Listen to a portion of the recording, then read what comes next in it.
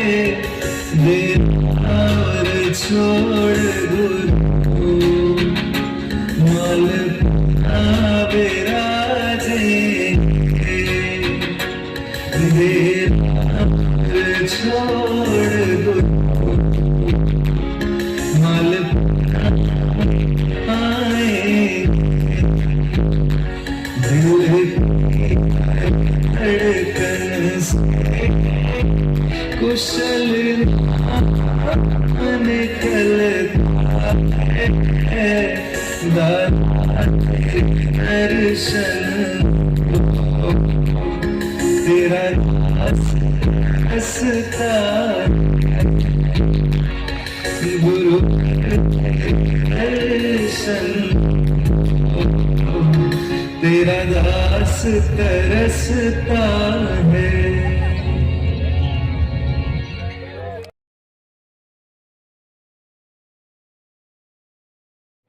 जय जिनेंद्र। आज Jain Hindustan news TV channel में आपका स्वागत है।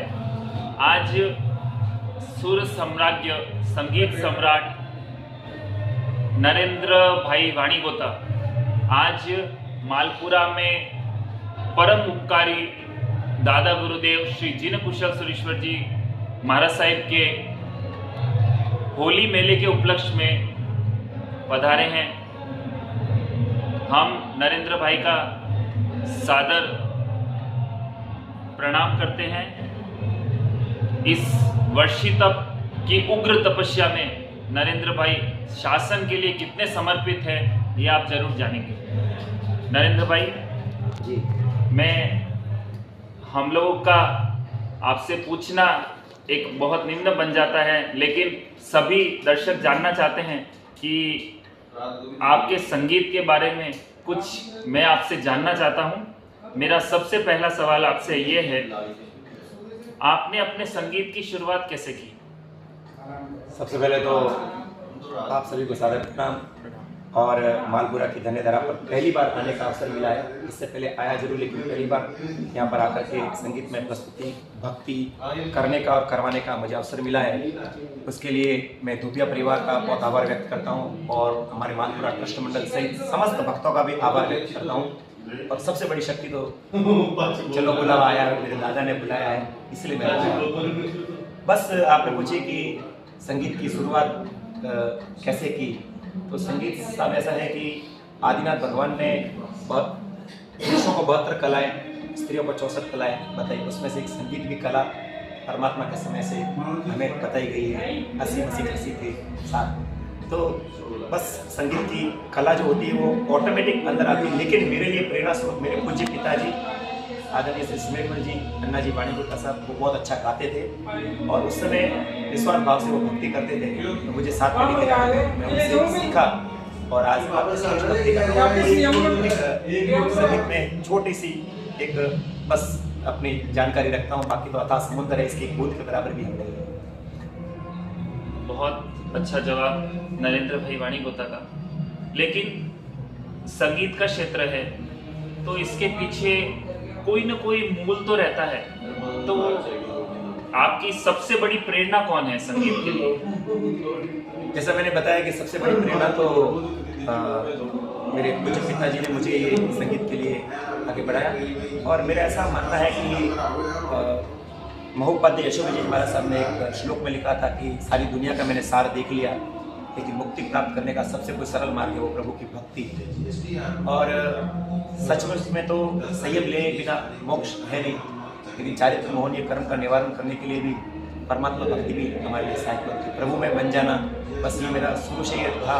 बस प्रभु भक्ति करते करते अभी संगीत का हमको कुछ जानकारी भी नहीं है, पर प्रभु भक्ति से संगीतकार बन गए। बस आपने बोला जानकारी नहीं है, आप विश्वविख्यात है, लेकिन मेरा ये मानना है कि आपका जो विनय गुण है, आप ये बोलते हैं कि मुझे कुछ भी जानकारी नहीं है, ये विनय गुण ही व्यक्ति को सबसे ज्यादा ऊपर लेकर के जाता है। मेरा अगला सवाल ये है कि आप सबसे पहले स्तवन या संगीत के पहले बोल लिखते हैं या पहले आप धुन बनाते हैं? ये भी बहुत अच्छा प्रश्न आपने पूछा है। देखिए बहुत सारे गीत बने हुए होते हैं, उनको गाते हैं और बहुत सारी धुन होती है उस पर हम भी गीत लिख लेते हैं, लेकिन परमात्मा की भक्ति में ऐसी शक्ति है, कभी कभी गाते गाते ऑटोमेटिक धुन भी हमारे से निकलती है और शब्द भी निकलते हैं और शब्द का बराबर प्रास से प्रास मिल जाता है, तो ये भगवान की कृपा से है और वो ऐसा गीत बन जाता है कि हमारे लिए भी यादगार बन जाता है। लेकिन वापस स्टेज पर हमको पूछो तो वो गीत याद नहीं आवे और नया गीत निकल जाता है, बस ये प्रभु की कृपा है। आपको सबसे ज़्यादा संगीत हमारे इंस्ट्रूमेंटेशन यानी वाद्य यंत्र बिना तो कोई संगीत का महत्व कम रहता है। आदमी का बोल तो रहते हैं, व्यक्ति के बोल रहते हैं, लेकिन सबसे ज़्यादा पसंदीदा वाद्य यंत्र आपका क्या है? वैसे तो संगीत में सभी वाद्य यंत्र का अलग अलग महत्व है, जैसे ताल के लिए भी और सुर के लिए भी सब अलग अलग, लेकिन हारमोनियम पे लेकर के सुर को लेकर के हम क्या करते हैं उसका निरंतर अभ्यास करना, सुर को वहाँ पर स्थिर करना, जिसको रियाज भी कहते हैं, तो अभ्यास करेंगे उस पर करने की कोशिश करते हैं, इसलिए हारमोनियम बड़ा मधुर लगता है, प्रिय लगता है। आवाज़ भी देखे तो बांसुरी भी बहुत बढ़िया लगती है, लेकिन ताल के बिना संगीत नहीं बनता, इसलिए मेरे कहने का मतलब जिसके भोजन की थाली में सब्जी भी जरूरी है तो रोटी भी जरूरी है, तो वो सब वाली बात है। बहुत खूब नरेंद्र भाई। अच्छा, आज मालपुरा में इतना भक्ति महोत्सव है, मेरे हिसाब से कम 4 से 5 हज़ार व्यक्ति होंगे। अभी मेरे को कोई स्टेज पर जाके खड़ा कर दे कि तुम एक गीत गाओ, मेरे लिए पॉसिबल नहीं। तो मेरे को ऐसा लगता है कहीं ना कहीं कोई कलाकार को भी ऐसा फियर लगता होगा कि इतनी पब्लिक है, मैं कैसे संभालूंगा। तो आपका उसको संभालने के पीछे क्या लॉजिक है? आप उसको कैसे कंट्रोल करते हैं अपने मन को? जैसे मेरे हृदय की धड़कन तो बढ़ जाती है अगर मैं स्टेज पर जाता हूँ, लेकिन अगर आपको पब्लिक दिखता है उस टाइम आप कैसे फियर को कंट्रोल करते हैं? क्या आपकी शक्ति है? देखिए, सबसे बड़ी बात इसमें है कि जिस कार्य में अपने को आनंद आता है ना, उसमें कोई डर नहीं लगता। हमको इस भक्ति में आनंद आता है, इसलिए डर नहीं लगता है। और रही बात भक्ति में आते आते कहते हैं कि करत करत अभ्यास की जड़मती हो तो सुजान रसरी आवत जावत है सिर पर पड़त निशान। करते करते करते ऐसा हो गया है कि उस आनंद में खो जाते हैं, तो डर तो कोसों दूर होता है, आनंद इतना प्रकट होता है, उस आनंद की वजह से सामने बैठे वाले भक्तों को भी आनंद आता है। बहुत अच्छा। अब तक की आपको क्या लगा कि आपकी सबसे बड़ी उपलब्धि क्या है? देखिए, ऐसे तो परमात्मा भक्ति का ये मुझे अवसर मिला है, परमात्मा ने कंठ में आवाज़ दी, मैं बोल सकता हूँ, बड़ी परमात्मा की कृपा, फिर गा सकता हूँ, ये बड़ी कृपा है। सब लोगों की कृपा से अपने जीवन में ये उपलब्धियाँ जरूर रहती है कि जिनालों की अंजनशिला का प्रतिष्ठा होती है, उस समय बड़े बड़े आचार्य भगवान आते हैं, तो उनकी निष्ठा में कार्य करने का अवसर मिलता है। तो जिनावला जी जैसे तीर्थ में अनेकों आचार्य भगवान, अनेकों गच्छाधिपति भगवान थे, उस समय भी कार्य करने को अवसर मिला। और पालितना जी में पूरा श्रवण सम्मेलन हुआ था, लगभग मुझे याद आता है कि 70-80 से भी ज़्यादा आचार्य भगवान वहाँ थे, हम इससे संचालित करने का अवसर मिला। और ऐसे गुरु भगवंतों का आशीर्वाद मिलते नहीं, मेरी सबसे बड़ी उपलब्धि है कि संगीत के माध्यम से इतने गच्छाधिपति भगवान, इतने आचार्य भगवान, श्रवणी भगवंतों का सबका आशीर्वाद मिलता है और भक्तों का प्यार है। आप देख सकते हैं एक विनय की परंपरा। मैं वापस कहना चाहूँगा, एक विनय की परंपरा।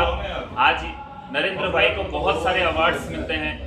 आज मेरे को जहां तक जानकारी मिली है कि नरेंद्र भाई को माननीय प्रधानमंत्री जी श्री नरेंद्र भाई मोदी से भी नरेंद्र भाई को बहुत बड़ा सम्मान दिया गया। लेकिन नरेंद्र भाई ने उस सम्मान के अलावा सबसे पहले अपने गुरुदेव जो उनके ऊपर आशीष बरसाते हैं उसी को सर्वश्रेष्ठ माना। ये एक विनय परंपरा का बहुत बड़ा बहुमान है और ये एक सच्चे कलाकार की सच्ची निशानी है। अच्छा नरेंद्र भाई, मैं आपसे लास्ट 2 क्वेश्चन और करना चाहूँगा।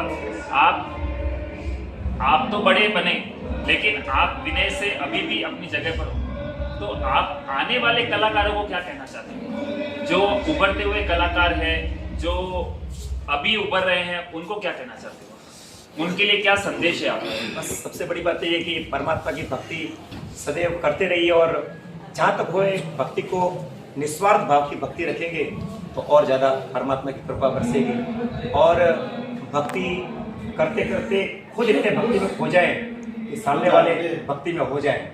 हमें भक्तों को रिझाने के लिए नहीं गाना है, स्वयं परमात्मा की भक्ति में ऐसे हो जाओ कि परमात्मा प्रसन्न है तो सारी दुनिया प्रसन्न है। और खुद इतने भक्ति में खो जाओ कि भक्त भी आपके साथ परमात्मा की भक्ति में लग जाए।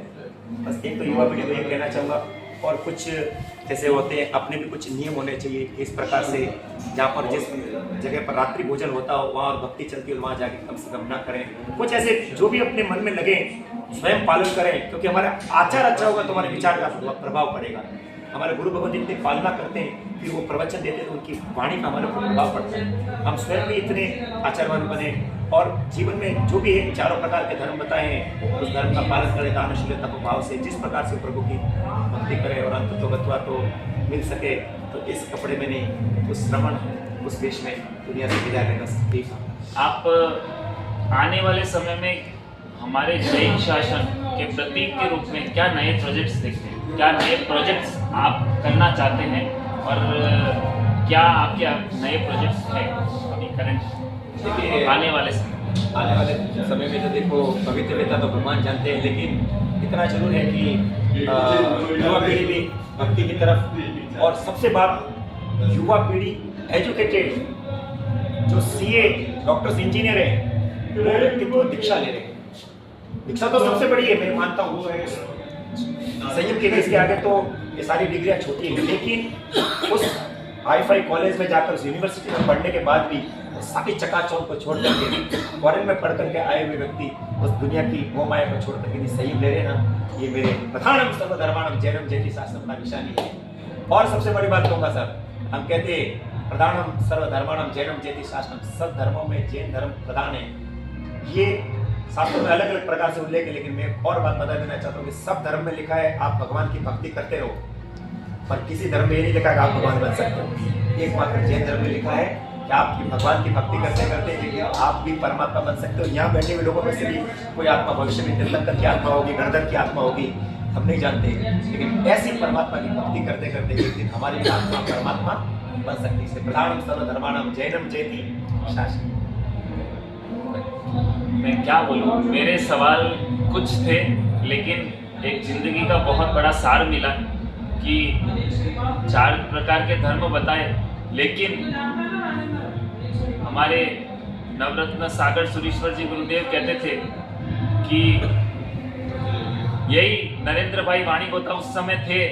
मैंने अपनी कानों से सुना है, आंखों से देखा नहीं, लेकिन कानों से जरूर एक YouTube के माध्यम से मैंने सुना कि गुरुदेव कहते थे हमें हमारी जैन धर्म पर खुमारी होनी चाहिए और हमें हमारे दिल में विश्वास होना चाहिए कि मैं सच्चा जैनी हूँ और सच्चा जैनी हूँ और सच्चा जैनी बनकर ही रहूँगा।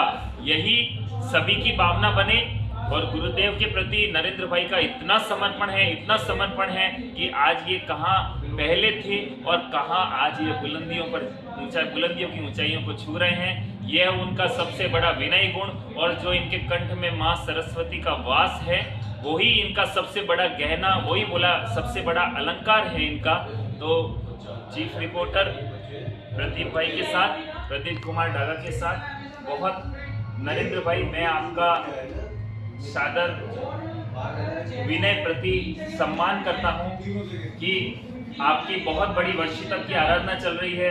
आपने अपने सुपुत्रों को वर्षी तक तो मैंने 2016 में किया था। तब इनकी आत्मा के लिए करते हैं। आज मैंने इनका वीडियो भी देखा था कुछ समय पहले का। आज इन्होंने अपने बच्चों को 99 यात्रा भी कराई, अभी लेटेस्ट का ही है लगभग। तो आज पूरे परिवार को शासन के प्रति समर्पण इतना करवा रहे हैं। कोई तो कलाकार केवल गाने के लिए आता है, लेकिन आज इनकी भावना आत्मा से परमात्मा की ओर जाने की है। तो इसीलिए मैं नरेंद्र भाई वाणी गोता का मालपुरा श्री संघ में सादर आमंत्रण जो इन्होंने स्वीकार किया संघ का, उसके लिए मैं उनको सादर धन्यवाद देता हूँ। जय जिनेंद्र, प्रणाम नरेंद्र भाई। आपका जीवन आगे से आगे आप ये शासन समर्पण के कार्य करते